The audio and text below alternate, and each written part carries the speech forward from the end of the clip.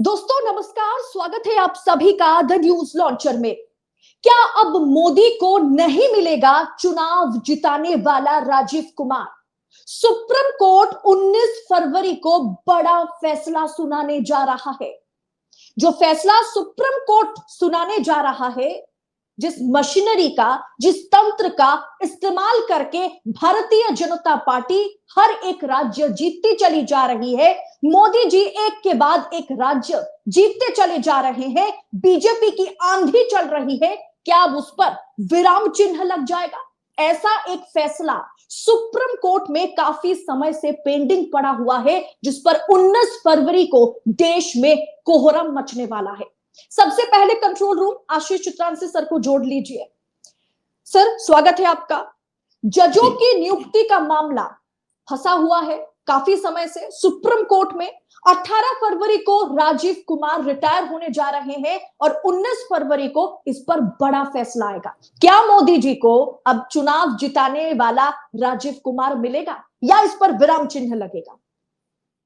अदिति, ये समझने से पहले चुनाव आयुक्त की भूमिका आज के दौर में चुनावी प्रक्रिया में समझनी जरूरी है।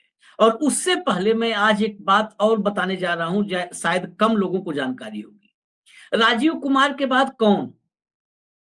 लगातार लोगों के मन में है कि नया वाला राजीव कुमार कौन होगा, क्योंकि राजीव कुमार, हम बार बार कहते हैं नया राजीव कुमार कौन होगा। उसका नाम नहीं राजीव कुमार होगा, लेकिन राजीव कुमार अब एक व्यक्ति नहीं रहा है, वो विचार।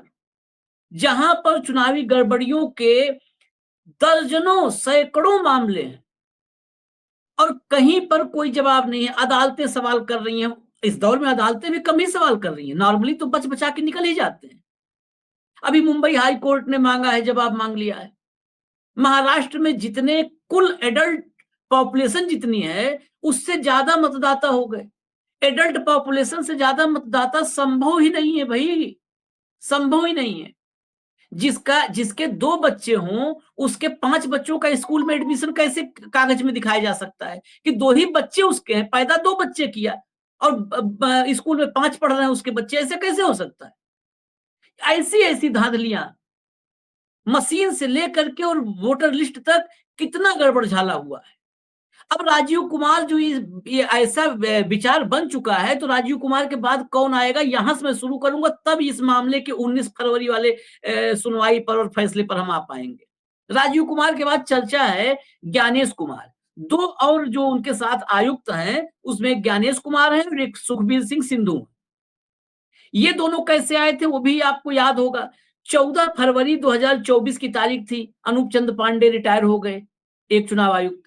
दूसरे जो गोयल साहब थे, अरुण गोयल, 9 मार्च को उन्होंने इस्तीफा दिया था। उनके इस्तीफे के बाद खूब हो हल्ला हुआ था कि क्यों इस्तीफा दिया, कोई ऐसा तो नहीं कि सरकारी दबाव है। लेकिन अरुण गोयल के इस्तीफे पर आज तक कुछ भी साफ नहीं हुआ कि वो आखिर इस्तीफा क्यों दिए थे।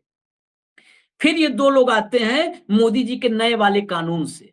ये नया कानून, पहला मुख्य चुनाव आयुक्त चुना जाएगा, लेकिन नए कानून से ज्ञानेश कुमार और सुखबीर सिंह संधू आ चुके हैं। ये दोनों की नियुक्ति उसी से हुई थी। नया वाला कानून क्या है और क्या फर्क है, ये तमाम लोग जान चुके हैं, उस पर हम बाद में आएंगे। अब ज्ञानेश कुमार को लेकर के चर्चा है कि राजीव कुमार के बाद ज्ञानेश कुमार को जिम्मेवारी सौंपी जा सकती है। हालांकि जो प्रक्रिया है, उस प्रक्रिया में एक सर्च कमेटी होती है। सर्च कमेटी पहले जब हुआ करती थी, पहले भी सर्च कमेटी थी, पहले कैबिनेट सचिव जो होते थे, कैबिनेट सचिव प्रशासनिक अमले में इस देश में सर्वोच्च पद है। कैबिनेट सचिव सर्च कमेटी के मुखिया हुआ करते थे।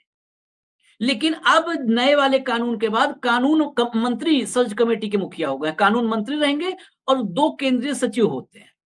ये 5 नाम तय करते हैं सर्च कमेटी, 5 नाम निकालती है, जो प्रधानमंत्री वाली कमेटी में जाती है, जिसमें प्रधानमंत्री होते हैं। अब प्रधानमंत्री द्वारा मनोनीत एक मंत्री और विपक्ष का नेता, यानी जो सत्ताधारी दल चाहेगा जिसको, वही बनेगा आयुक्त और मुख्य चुनाव आयुक्त।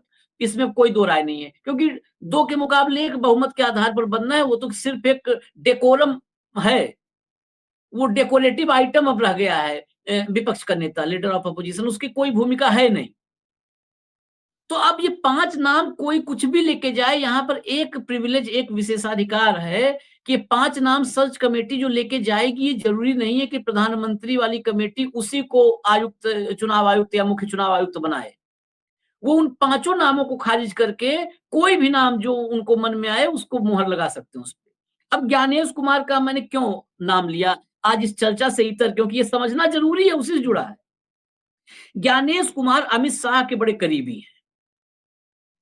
इनका जो पुराना ट्रैक रिकॉर्ड है उसमें अमित शाह से इनके संबंधों को समझिए। जब धारा 370 हटाई गई थी, हालांकि वो भी एक मैं जो बोल रहा हूँ आंशिक सत्य है, धारा 370 हटी नहीं है, उसका कुछ जो है पार्ट हटा हुआ है। धारा 370 लेकिन जो भाषा भारत में कही जा रही है कि हटी, मैं वही बोल देता हूं कि हटी। तो कश्मीर डिवीजन के होम मिनिस्ट्री, गृह मंत्रालय की ओर से कश्मीर डिवीजन के इंचार्ज थे ज्ञानेश कुमार। पहला इनका परिचय। दूसरा परिचय, अयोध्या में राम मंदिर वाला पूरा जो इवेंट था, वहां पर एमएचए यानी मिनिस्ट्री ऑफ होम अफेयर्स में एमएचए मतलब इस डेस्क के, ministry of home affairs desk के चीफ थे ज्ञानेश कुमार अयोध्या में। अब तीसरा परिचय, 2022 में ये सहकारिता मंत्रालय में सचिव थे। सहकारिता मंत्रालय कोऑपरेटिव होम के बाद बहुत लोग खाली होम मिनिस्टर कहते हैं अमित शाह को, उसके अलावा एक और बहुत बड़ी ताकत है जिस मंत्रालय को अलग करवा करके लिया अमित शाह ने, नहीं तो कृषि में ही कृषि एवं सहकारिता हो जाया करता था, उसे अलग करवा के लिया होम मिनिस्टर के पास कोऑपरेटिव हो। ये बहुत रेयरेस्ट ऑफ रेयर, मुझे आज तक नहीं कोई प्रसंग मालूम है किसी मंत्री का, वो कोऑपरेटिव अमित शाह के पास है, उसके सचिव रहे। मतलब राम मंदिर से लेकर अयोध्या तक और कोऑपरेटिव तक ज्ञानेश कुमार हर जगह शाह के साथ वफादारी से डटे रहे हैं, इसलिए इनका नंबर सबसे ऊपर है ज्ञानेश कुमार का। अब ज्ञानेश कुमार से ही फिर आते हैं 19 फरवरी पर, जब राजीव कुमार ने इतनी वफादारी निभाई तो ज्ञानेश कुमार, उनसे उम्मीद और बड़ी होगी।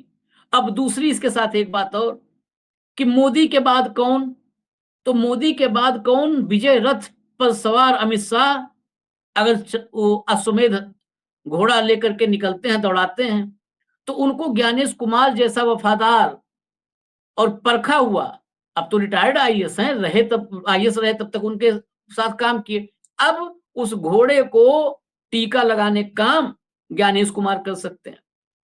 यही मसला कि आपका जो सीईसी होगा, मुख्य चुनाव आयुक्त होगा या चुनाव आयुक्त होंगे, वो इस देश के संविधान के प्रति जवाबदेह है, उनको संविधान से ताकत मिलती है। लेकिन अगर मोदी और शाह से ताकत लेने वाले और उनकी वफादारी निभाने वाले लोग सीईसी या ईसी बनेंगे, तो इस देश की चुनावी प्रक्रिया ढकोसला बनकर रह जाएगी, सिर्फ और सिर्फ ढकोसला बनकर रह जाएगी। सर सर एक इसी सवाल कि पिछले कुछ समय से हम देख ही रहे हैं कि राजीव कुमार या चुनाव आयोग सवालों के घेरे में, या पहली मर्तबा ऐसा हुआ कि चुनाव आयोग को लगातार हर एक कोर्ट का चक्कर काटना पड़ रहा है, हर एक राज्य में कहीं ना कहीं एफआईआर दर्ज तो कहीं केसेस जो है पड़े हुए हैं। और इस बीच अगर आप ये कह रहे हैं कि जो ज्ञानेश कुमार है ये अगर मुख्य चुनाव आयुक्त बनते हैं, वो तो कहीं ना कहीं अमित शाह मोदी के हाथ पकड़ के आए थे, चुनाव आयुक्त बने हैं, अगर इन्हें सीईसी बनाया जाए तो और वफादार निकलेंगे ये तो।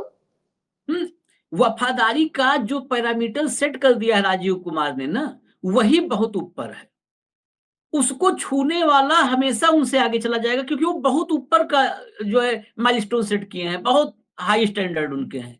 मतलब आप कहिए कि संविधान की अनदेखी के हाई स्टैंडर्ड हैं। दूसरी बात, एफआईआर वगैरह कहीं नहीं हुए हैं, ना चुनाव आयोग परेशान है, ना कोई चुनाव आयुक्त तो परेशान है। परेशान तो इस देश का आम आदमी और लोकतंत्र है। कहीं एफआईआर नहीं है, कोर्ट में होता है एक आध सम्मन नोटिस होता है और फिर कोर्ट भी ऐसे कार्रवाइयां चलती रहती हैं। कितनी बार कोर्ट में, सुप्रीम कोर्ट में एडीआर है जिसके मामले पर 19 फरवरी को है जो सुनवाई, एसोसिएशन फॉर डेमोक्रेटिक रिफॉर्म्स। एक के बाद एक चुनावी प्रक्रिया में जो धांधली है, चुनावी प्रक्रिया में जो संदेह पैदा हो रहा है, इसको लेकर कितने बार कोर्ट जा चुकी, मशीनों और पर्चियों के मिलान को लेकर जा चुकी। सुप्रीम कोर्ट से क्या मिला, हर बार निराशा हाथ लगी, लेकिन वो बार बार लड़ रहा है। इसके लिए तो एडीआर का तो आभारी देश को होना चाहिए। अब फिर एडीआर का केस है, प्रशांत भूषण वकील हैं, इस मामले में बार बार प्रशांत भूषण जो जिरह कर रहे हैं कि तत्काल होना चाहिए। 19 फरवरी जो तारीख रखी है, ये भी बहुत जल्दी नहीं है। 18 फरवरी को रिटायर हो जाएंगे। 18 फरवरी तक इनके रिटायरमेंट तक हो सकता है कि एक नए मुख्य चुनाव आयुक्त का ऐलान कर दे प्रधानमंत्री की कमेटी, मोदी जी कर दें। फिर क्या होगा?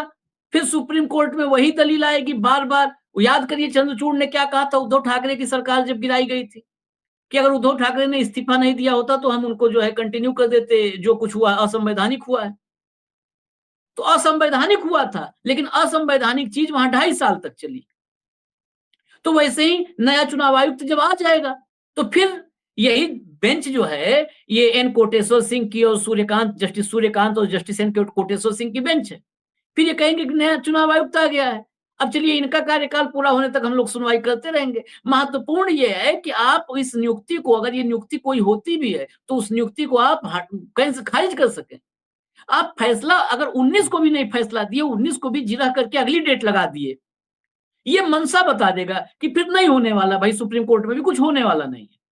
जो चल रहा है उसी को हम ऑल इज वेल कह सकते हैं। लेकिन सर मंशा का पता नहीं चल रहा है क्या? तारीख पे तारीख, डेट पहले, जबकि खुद प्रशासन ने कहा था कि ये जो अर्जी है इस पर तत्काल सुनवाई बहुत जरूरी है, और उसे 19 फरवरी तक खींचा गया। प्रशांत भूषण ने इस बार भी बार बार ये कहा कि इस पर तत्काल, ये मामला ऐसा है कि इस पर तत्काल सुनवाई होनी चाहिए। तत्काल को लेकर के 19 फरवरी तक गए। और जो आपने कहा ना कि मनसा की अगर बात करें तो मध्य प्रदेश, छत्तीसगढ़, राजस्थान, वहां के चुनावों में कितने सारे सवाल उठे, कितने वीडियोज आए। पिटीशन मध्य प्रदेश पर नरेंद्र मिश्रा सुप्रीम कोर्ट के एडवोकेट हैं, हमारे प्लेटफॉर्म पर कई बार आते रहते हैं। उन्होंने पूरा इतना वोटों का दस्तावेज पूरा तैयार किया कि मतदान प्रतिशत में कहाँ कहाँ क्या हेरफेर है, इतनी मोटी फाइल तैयार की, मेरे सामने मुझे दिखाया उन्होंने। सुप्रीम कोर्ट गए। एमपी इलेक्शन का आज तक अटका हुआ है। तमाम जगह यूट्यूब पर चला करके हम लोग के साथी, मैं उसको भी, हमारे यहाँ भी हो तो भी मैं उसको कंडेम करता हूँ कि दोबारा होगा मध्य प्रदेश में चुनाव। कुछ नहीं हुआ, सरकार चल रही है मजे में। हरियाणा में गर्ग साहब जो हैं, चंडीगढ़ के रिटायर्ड आदमी हैं, डीन रहे हैं पंजाब यूनिवर्सिटी के, और करीब 80 साल उम्र है उनकी। उन्होंने पूरा डाटा तैयार किया, एक एक सीट का सीट वाइज डाटा तैयार किया था, मेरे साथ बैठ करके शेयर किया उन्होंने। उन्हीं के डाटा को लेकर के पंजाब और हरियाणा हाई कोर्ट में कई पिटीशन कांग्रेस के हारे हुए प्रत्याशियों ने लगाई है। क्या हुआ? सुनवाई चल रही है, बस सुनवाई चल रही है, तारीख पर तारीख। वो फिल्मी डायलॉग इस दौर में परफेक्ट होता है, कुछ नहीं हो रहा है। मंदिर मस्जिद का हो, मस्जिद में मंदिर खोजना हो तो देखो रोज तारीख, अभी आनंद फानंद में सुनवाई होगी। जज साहब लोग जिला अदालतों में तो जज साहब लोग उसी दिन आदेश दे दे रहे हैं कि जाओ सर्वे करो, आज ही केस आया, आज ही सुनवाई, आज ही फैसला, वो हो जा रहा है, यहाँ तारीख लग रही है। उसके बाद महाराष्ट्र में फाइनल पोलिंग परसेंट और 5 बजे के पोलिंग परसेंट में 77 लाख वोट बढ़ गए। टोटल एडल्ट पॉपुलेशन से ज्यादा मतदाता हो गए। इससे ज्यादा अगर सुप्रीम कोर्ट को, मैं कह रहा हूं, ये केस इतना साफ है कि सुप्रीम कोर्ट की मंशा साफ अगर हो तो ये शायद देश का पहला मामला हो सकता है जहां पर किसी भी वकील को जिरह करने की जरूरत नहीं है, प्रशांत भूषण को खड़ा होने की जरूरत नहीं है, किसी वकील को जिरह करने की जरूरत नहीं है। सुप्रीम कोर्ट इस मसले पर साफ कर सकता है कि चुनाव आयुक्त बनाने की ये प्रक्रिया निष्पक्ष और पारदर्शी नहीं है। इसके जरिए चुनावी प्रक्रिया को बंधक बनाया जा रहा है और इसको रद्द किया जाए, ये बिना किसी वकील के, क्योंकि इतने मामले हैं और सारे मामले आईने पे बिल्कुल साफ है, क्रिस्टल क्लियर है, कहीं पर धुंध नहीं है, कहीं पर धूल नहीं की परत नहीं जमी है, बिल्कुल साफ साफ मामले हैं। तो जब इतने के बावजूद ही, और ये मामला कब से, अभी से थोड़ो है, एडीआर कब से ये मामला लेकर के बैठा है, बार बार सुनवाई, तारीखें कई लगी, लेकिन मतलब कोई अब तक, अब देखिए राजीव कुमार के बाद अगले नंबर आ गया है, मे बी ज्ञानेश कुमार, लेकिन अब तक फैसला नहीं हुआ। ये फैसला तो पहले हो जाना चाहिए था, अब तक नहीं हुआ फैसला। इस मामले में एडीआर के अलावा कांग्रेस के नेता है जया ठाकुर की पिटीशन, जिस समय ये कानून बना करके और उस संविधान पीठ की जो शायद 2 या 3 मार्च 2023 का मामला है, जब संविधान पीठ इस मामले पर फैसला सुनाई थी। उसने कहा था कि चुनाव आयुक्त या मुख्य चुनाव आयुक्त की नियुक्ति के लिए जो कमेटी होगी उसमें प्रधानमंत्री होंगे, एलओपी लीडर ऑफ अपोजिशन और चीफ जस्टिस ऑफ इंडिया। उस संविधान पीठ के फैसले को कानून बना करके मोदी ने पलटा। आखिर देश के सीजेआई से क्या खतरा था? आज के दौर में तो और भी नहीं खतरा है साहब आपको। मुझे लगता है, ये मेरे निजी विचार हैं, आज की तारीख में तो और भी नहीं खतरा है। गए तो थे आप आरती उतारने गणपति पे लेकिन सीजीआई सर के घर। एक सवाल ये भी है कि जो हम्म, लगातार सरकार की ओर से रखा जाता है कि इसमें सुप्रीम कोर्ट ने एक लूप होल भी छोड़ दिया था कि जब तक हम्म, ना नए कानून सरकार बना लेती है तब तक ये तीनों मिलके जो है मुख्य हम्म, चुनाव आयुक्त या चुनाव आयुक्तों की नियुक्ति करेंगे। तो लूप होल हम्म। तो सुप्रीम कोर्ट ने भी छोड़ा था ना कि जब तक ना सरकार कानून बना लेती। अब सरकार ने बना लिया कानून, तो ये तो सीबीआई को हटा दिया।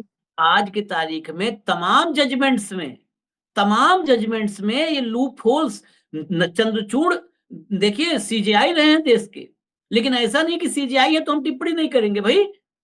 चंद्रचूड़ या सुप्रीम कोर्ट के कई ऐसे फैसले हैं, और चंद्रचूड़ के दौर में खासकर हम लोगों ने भी उनको बड़े हीरो बनाया कुछ वक्त। वो फैसले में जो होते थे वो दिखते थे कि ये फैसले बड़े जो है कड़क फैसले हैं, लेकिन उन कड़क फैसलों में एक ऐसा गुप्त रूप से एक ऐसा रास्ता छोड़ दिया जाता था। आप फैसला देखिए, जो प्लेसेज ऑफ वर्शिप एक्ट को लेकर चंद्रचूड़ का फैसला आया था। Places of worship act Ayodhya छोड़ करके बाकी सभी मामलों पर वो लागू होता है, जहां पर 15 अगस्त 1947 के पहले की जो यथास्थिति है वही कायम रहेगी किसी भी पूजा स्थल में। लेकिन जब ज्ञानवापी का मामला आया तो वहां पर एक लूपहोल दे दिया।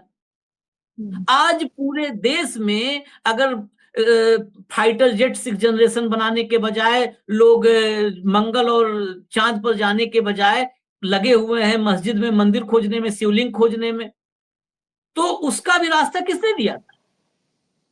हमारे देश के सीजीआई ने दिया, पूर्व सीजीआई डीवाई चंद्रचूड़ ने दिया। तो जो आपने कहा ना कि न्यायपालिका, ये न्यायपालिका ही तमाम जगहों पर लूपहोल्स ऐसे छोड़ती रही है, जिसके वजह से हम ऐसे ऐसे डायरेक्शन में हम या पूरा देश चला जाता है जिस डायरेक्शन में जाने पर देश का नुकसान होता है और बड़ा नुकसान होता है। यही मसला जो है सीईसी में भी है। अब देखिए 19 तारीख को आप तो बड़े उम्मीद के साथ आपने कहा है कि मोदी को अब कोई राजीव कुमार नहीं मिलेगा। मोदी को राजीव कुमार नहीं मिलेगा, मैं इसीलिए अब ज्ञानेश कुमार की चर्चा किया हूं कि राजीव कुमार से भी योग्य वफादार ज्ञानेश कुमार उनको मिलने वाला है। और ज्ञानेश कुमार नहीं मिलेगा अगर, तो ज्ञानेश कुमार से भी कोई हुनरमंद ढूंढ के रख चुके होंगे, ये कोई ज्ञानेश से भी ज्यादा काबिल आदमी मिल चुका हो। देखिए जब आप अच्छाइयों का स्टैंडर्ड सेट करते हैं, अच्छाइयों के स्टैंडर्ड को, एक होता है हमेशा दौड़, वहां तक पहुंचने के लिए बहुत कम लोग रेस में आते हैं, लेकिन बुराइयों का स्टैंडर्ड अगर एक बार सेट कर दिया जाए तो देखिए भीड़ लग जाएगी, मारा मारी धक्का मुक्की हो जाएगी वहां तक पहुंचने के लिए। और अब वही हो रहा है।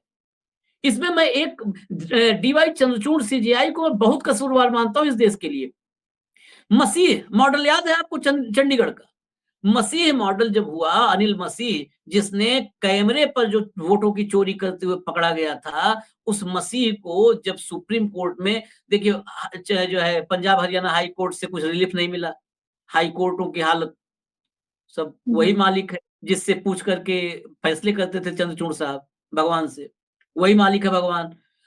सुप्रीम कोर्ट में मामला आया, जब चंद्रचूड़ साहब ने पहली हियरिंग की तो ऐसे लगा कि अनिल मसीह अब बच के जा नहीं पाएगा। क्या क्या डायलॉग मारे, टिप्पणियां इतनी भयंकर भयंकर थी। उसके बाद हुआ क्या? जो काम किया था अनिल मसीह ने इस देश में लोकतांत्रिक व्यवस्था के साथ, वो कितना बड़ा अपराध किया था। उसके लिए राष्ट्रद्रोह उस पे होना चाहिए। हमें राष्ट्रद्रोही लोग कह देते हैं। उस राष्ट्रद्रोही को सिर्फ खड़ा करके यही होता है कि आप देश के सामने ढकोसला कर रहे हो। आपने पूरे देश को टिप्पणियों से फटकारा दुत्कारा। अरे फटकारना दुत्कारना मतलब क्या? क्लास चौथी का तीसरी का स्टूडेंट है क्या कि नहीं पीटेंगे नहीं, बस डांट करके बच्चों को छोड़ देंगे, सुधर जाएगा आगे? वो पूरे हेड देश की चुनावी प्रक्रिया के साथ खिलवाड़ किया। आपने उसको डांटा, बोला और छोड़ दिया। क्यों नहीं? मैं उस समय से कह रहा हूं, वो चीजें कंटिन्यूटी में है। इसीलिए न्यायपालिका से गुजारिश भी कर रहा हूं, सवाल भी कर रहा हूं। अनिल मसीह जैसे आदमी को सजा क्यों नहीं हुई? अनिल मसीह की जांच क्यों नहीं हुई? अनिल मसीह का क्या इंटरेस्ट भाई मेयर के चुनाव में? मैं हमेशा कह रहा हूं कि उस मामले में जांच होनी चाहिए थी कि अनिल मसीह के पीछे मास्टरमाइंड कौन है, अनिल मसीह की डोर किसके हाथ में है। अनिल मसीह तो कठपुतली था, उसकी डोर किसके हाथ में, ये जांच होनी चाहिए थी। जब आपने सुप्रीम कोर्ट की बात की ना, तो सुप्रीम कोर्ट ने तो बहुत, आपने देखा इलेक्टोरल बॉन्ड, ये भी चुनावी प्रक्रिया से जुड़ा हुआ मसला है। इलेक्टोरल बॉन्ड को असंवैधानिक घोषित कर दिया। लेकिन जब पिटीशन गई कि एसआईटी जांच हो जाए इसकी, तो एसआईटी जांच खारिज कर दिया। मतलब आप कह रहे हो कि चोरी हुई है, लेकिन जब आपने कहा कि चोरी पैसे की रिकवरी होनी चाहिए, जो है चोर को पकड़ा जाना चाहिए, कितना पैसा चोरी हुआ सारा हिसाब किताब जो है अब बही खाता बनाया जाना चाहिए, तो नहीं नहीं बस चोरी हुई है इतना हम मान लिए, लेकिन अब आगे कुछ नहीं होगा।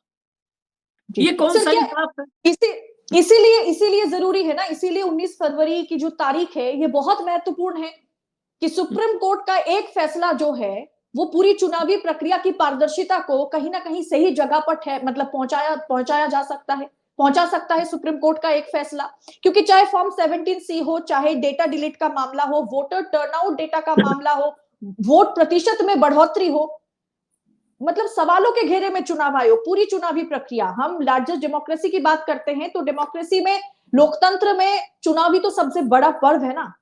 अगर उसमें निष्पक्षता ना है तो 19 फरवरी बहुत ज्यादा महत्वपूर्ण है। अदिति महत्वपूर्ण तो है, लेकिन ऐसे ऐसे कितने केसेस पड़े हुए हैं। 17C पर अभी एक केस फाइल हुआ है, कांग्रेस के कुछ नेताओं ने करवाया है कि 17C को पब्लिक कर दिया जाए, चुनाव के मतदान खत्म होने के बाद उसको पब्लिक कर दिया जाए, यानी वेबसाइट पे अपलोड किया जाए। इसके पहले एक बार 17C पर मामला खारिज हो चुका है। कितने ऐसे मामले हैं, दर्जनों पिटिशंस पड़े हुए हैं। देखिए, ये उम्मीद करना अच्छी बात है, उम्मीद तो कायम रहनी चाहिए, लेकिन मुझे बहुत उम्मीद नहीं है। जस्टिस सूर्यकांत और जस्टिस एन के कोटेश्वर सिंह अगर कुछ इस देश पर भला कर देंगे, तो हम उनके शुक्रगुजार होंगे, लेकिन मुझे निजी तौर पर बहुत उम्मीद नहीं है। जी अगला सर। चुनाव आयुक्त आ जाएगा, वो अपना ऑफिस संभाल लेगा। उसके बाद बिहार का चुनाव, बंगाल का चुनाव, उत्तर प्रदेश का चुनाव। इस देश में मुझे लगता है केरल तमिलनाडु को छोड़ करके, केरल और तमिलनाडु, ये 2 स्टेट छोड़ करके जहां भी चुनाव अभी हाल फिलहाल होंगे, सब जगहों पर भाजपा ऐसे ही काबिज होती चली जाएगी। ये मतलब निजी विचार है मेरे, मुझे यही लगता है। बाकी मुझे उम्मीद अब नहीं है। जी सर, बहुत बहुत धन्यवाद हमारे साथ जुड़ने के लिए। यानी चुनाव आयुक्तों की नियुक्ति में जो नए कानून के जरिए मोदी जी पैंतरेबाजी अपनाने की कोशिश कर रहे थे, क्या 19 फरवरी को इस पर विराम चिन्ह सुप्रीम कोर्ट लगाएगा? क्या जोर का झटका मोदी सरकार को चुनाव आयुक्तों की नियुक्ति को लेकर के मिलने वाला है? ये तो 19 फरवरी को ही पता चलेगा, आने वाला वक्त ही ये तय करेगा। फिलहाल आज के इस एपिसोड में इतना ही। जल्द होगी आप सबसे मुलाकात। आजाद पत्रकारिता को इसी तरीके से सपोर्ट करते रहिए, द न्यूज लॉन्चर के साथ जुड़े रहिए। बहुत बहुत धन्यवाद आप सभी का।